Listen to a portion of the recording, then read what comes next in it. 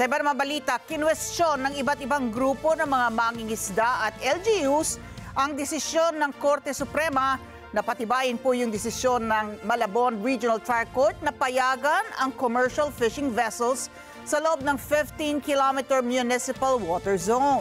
Binigyan din ng grupo na magkakaroon ito ng masamang epekto hindi lamang sa hanap buhay ng mga maliliit na mangingisda, kundi maging sa kalikasan at karagatan.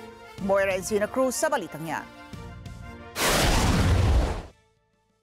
Sumugod sa Korte Suprema ang ilang grupo ng mangingisda kasunod ng desisyon nito na pahintulutan ang Commercial Fishing Corporation sa loob ng 15-kilometer municipal water zone na anilay legal na nakareserba sa mga maliliit na mangingisda.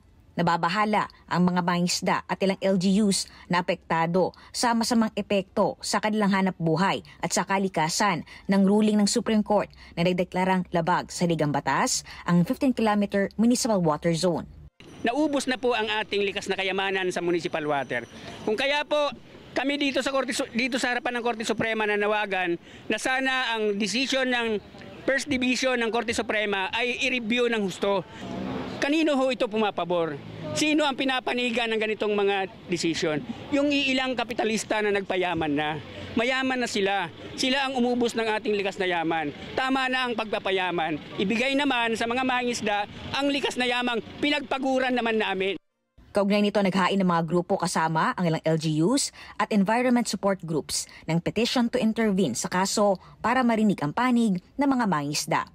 Iginit ang petitioners na pakinggan ng SC First Division ang mga maliliit na mga isda at repasuhin ang kanilang desisyon.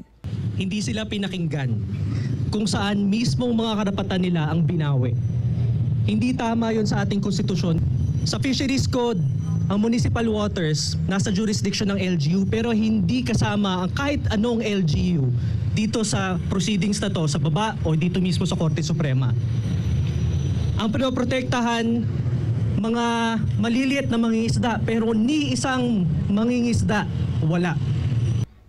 Moira Encina Cruz para sa Mata ng Agila, matatag, matapang, matapat. Maraming salamat sa inyo pong pagsubaybay sa Mata ng Agila Primetime.